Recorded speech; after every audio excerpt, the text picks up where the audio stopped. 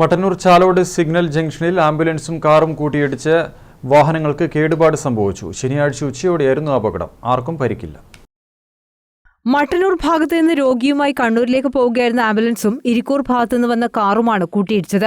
ഉച്ചയ്ക്ക് 12 മണിയോടെയായിരുന്നു അപകടം. ആർക്കും പരിക്കില്ല. വാഹനങ്ങൾക്ക് കേടുപാടുകൾ സംഭവിച്ചു. സിഗ്നൽ വന്നതോടെ റണ്ണിംഗ് ടൈമിനുള്ളിൽ കടന്നുപോകാനുള്ള ധൃതിയിൽ വാഹനങ്ങൾ കൂട്ടിയിടിക്കുന്നതും ഉരസുന്നതും അതിനെ തുടർന്നുണ്ടാകുന്ന വാക്കുതർക്കങ്ങളും പതിവ് കാഴ്ചയായി മാറുന്നുണ്ടെന്നാണ് നാട്ടുകാർ പറയുന്നത്.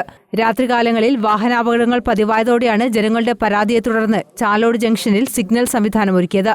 സിഗ്നൽ സംവിധാനം വന്നതോടെ വാഹനാപകടങ്ങൾ കുറഞ്ഞു. എങ്കിലും കുരുക്ക് വർദ്ധിച്ചു.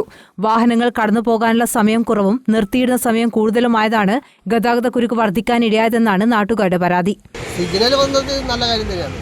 പക്ഷേ ഈ ഇടത്തോട്ടും വലത്തോട്ടും പോകാനുള്ള സൗകര്യമില്ല വണ്ടി. അതുകൊണ്ടാണ് കൂടുതലും ഇവിടെ ബ്ലോക്ക് വരുന്നത്. പിന്നെയെന്ന് പറഞ്ഞാൽ ഇപ്പം തന്നെ സിഗ്നലിൻ്റെ ടൈമിങ് കുറഞ്ഞു. ഈ നിർത്തിയിടുന്ന സമയം കൂടുതലും ഓണാക്കിയ സമയം കുറവുമാണ്.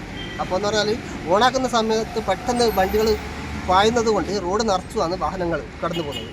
അപ്പോൾ ഇന്ന് രാവിലെ കുറച്ച് മുമ്പ് തന്നെ ഒരു കാറും ആംബുലൻസുമായിട്ട് ചെറിയൊരു മുട്ടൽ. അപ്പോൾ എന്ന് പറഞ്ഞാൽ കാറ് നിറച്ചു ആളായിരുന്നു. നിസാര ഭാഗത്തിൽ രക്ഷപ്പെട്ടത്. News bureau, Mattannur.